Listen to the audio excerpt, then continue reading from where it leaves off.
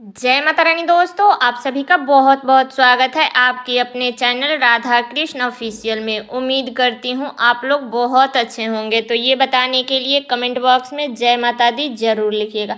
तो चलिए दोस्तों, आज हम इस वीडियो में वट सावित्री व्रत के नहाए खाए से लेकर के और पारण तक के संपूर्ण नियम विधि जानेंगे, ताकि हमारे द्वारा कोई भी गलती ना हो। क्योंकि मैं तो इस सारे वीडियो बना करके अपने चैनल पे डाली हूँ, लेकिन कुछ बातें किसी और वीडियो में है, कुछ बातें किसी और वीडियो में है। तो इसी एक ही वीडियो में हम संपूर्ण जानकारी जानेंगे।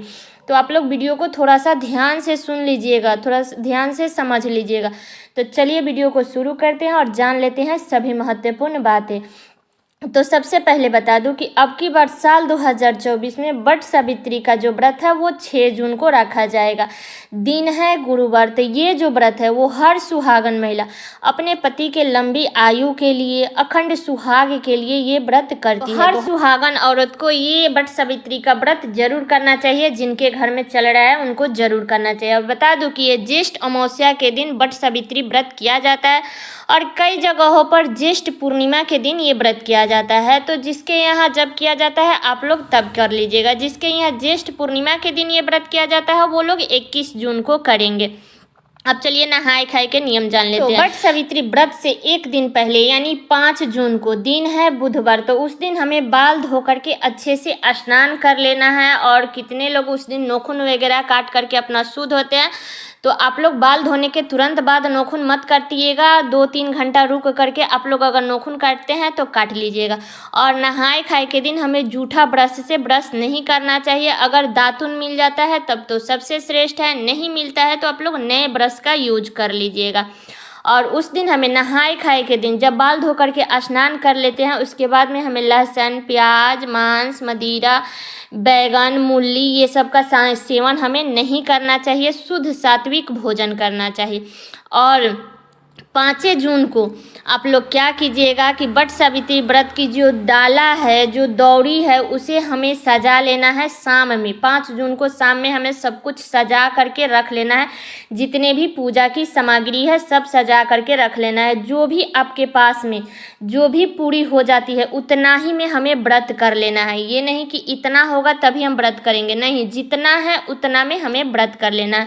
तो हर चीज़ संभाल करके रख लीजिएगा। सिर्फ ऐपन जिसे सावित्री माता का चित्र बनाया जाता है वट वृक्ष के पेड़ पर, जैसे सोमी अमावस में हम लोग बनाते हैं, तो वैसा ही सावित्री माता का भी बनाया जाता है। तो सिर्फ वो आइपन हमें अगले दिन व्रत के दिन बनाना है। क्योंकि एक दिन पहले अगर हम बना लेते हैं तो वो बासी हो जाता है। इसलिए एक वो छोड़ करके बाकी सारी सामग्री आप लोग अच्छे से संभाल करके रख लीजिएगा।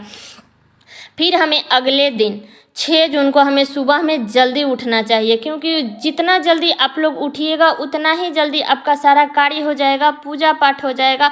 और जब आप लोग पूजा पाठ कर लेंगे तब आप लोग जितना सुबह में पूजा कर लेंगे उतना ही जल्दी आप लोग चाय, पानी, फल फ्रूट पी सकते हैं। तो देखिए, उस दिन हमें सुबह में जल्दी उठ करके स्नान ध्यान करके हमें साफ स्वच्छ वस्त्र धारण कर लेना है। और उस दिन वट सावित्री व्रत के दिन हमें ब्लू और काले कपड़ा, चूड़ी ये सब पहनने से बचना चाहिए। ये सब नहीं पहनना चाहिए। अगर आपके पास में टीका है शादी वाला तो आप लोग ज़रूर पहन लीजिएगा। अगर वो नहीं है तो रेडीमेड भी पहन लीजिएगा, लेकिन ज़रूर पहनिएगा। और मंगलसूत्र, क्योंकि ये सुहाग का प्रतीक होता है। टीका, मंगलसूत्र और बिछुआ, ये 3 चीज़ आप लोग ज़रूर पहन लीजिएगा। शादी का चुंदरी है तो आप लोग ज़रूर ओढ़ लीजिएगा। उस दिन हमें 16 श्रृंगार करके ही वट वृक्ष के पास में जाना चाहिए। अगर आपके यहाँ सिंदूरा लेकर के वट वृक्ष के पास में जाया जाता है तो आप लोग ज़रूर लेकर के जाइएगा। नहीं जाया जाता है तो आप अपने घर से नाक से लेकर के और मांग पूरा भर लीजिएगा। इसके बाद जब 16 श्रृंगार कर लेते हैं तो अगर टाइम है तो आप अपने घर के मंदिर में पूजा कर लीजिएगा। पूजा करने के बाद ही हमें बाहर में पूजा करने जाना चाहिए। तो अगर आप पूजा कर लेते हैं तब तो सबसे अच्छा है। अगर मान लीजिए नहीं कर पाते हैं, लेट हो रहा है, तो आप लोग क्या कीजिएगा कि अपने मंदिर को अच्छे से साफ सफाई कर लीजिएगा। पूजा का जो भी बर्तन है उसे धुल करके और रख दीजिएगा। उसके बाद आप सबसे पहले सूर्य भगवान को जल ज़रूर दे दीजिएगा। इसके बाद ही हमें वट वृक्ष के पास में जाना चाहिए। तो वहाँ पे जाके हमें अच्छे से पूजा पाठ कर लेनी है, उसमें फेरी लगा लेनी है। और एक दिन पहले 5 जून को ही आप लोग चाना फुला करके रख दीजिएगा, क्योंकि इसमें काले चाना का बड़ा ही महत्व होता है। तो इसलिए एक दिन पहले फुला करके आप लोग रख दीजिएगा पूजा के लिए। तो वहाँ पे फेरी लगा लीजिए, पूजा कर लीजिएगा। तब वहाँ बट वृक्ष के पास में अगर पंडित जी कथा सुनाते हैं तो आप लोग कथा ज़रूर सुन लीजिएगा। अगर नहीं सुनाते हैं तो आप अपने से भी पढ़ सकते हैं या आप सुन सकते हैं, मोबाइल फ़ोन ये सब में आप लोग सुन सकते हैं। आप अपने लिए 16 श्रृंगार का सामान चढ़ा लीजिएगा, हर चीज़ 2-2 चढ़ाइएगा। पति के लिए बनियान हो, रुमाल हो, टी शर्ट हो, शर्ट हो, कुछ भी एक चीज़ पति के लिए भी ज़रूर चढ़ा दीजिएगा प्रसाद के तौर पे, और वो पति को यूज करने के लिए दे दीजिएगा। मान लीजिए बनियान अगर चढ़ा रही हैं तो उसमें थोड़ा सा हल्दी लगा करके आप लोग शुद्ध कर लीजिएगा, तब आप लोग चढ़ाइएगा।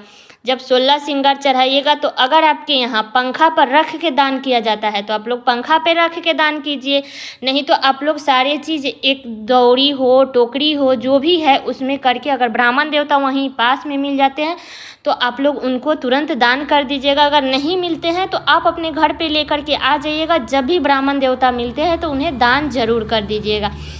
और इस व्रत में 2 पंखा लगता है, एक तो बट वृक्ष के पास में लेकर के जाते हैं जिसको हम दान करते हैं, और एक पंखा होता है जो हम अपने पति को झेलते हैं। तो आप लोग 2 पंखा ले लीजिएगा। बांस का पंखा मिल जाता है वो भी ले लीजिएगा, या तार का पंखा मिल जाता है तो वो भी ले लीजिएगा। और वो भी नहीं मिल रहा है क्योंकि हर जगह पे हर चीज़ अवेलेबल नहीं रहता है, अगर वो नहीं मिलता है तो आप लोग कूट कागज़ ये का बना लीजिएगा। अगर सफ़ेद है तो उसमें हल्दी लगा करके शुद्ध कर लीजिएगा।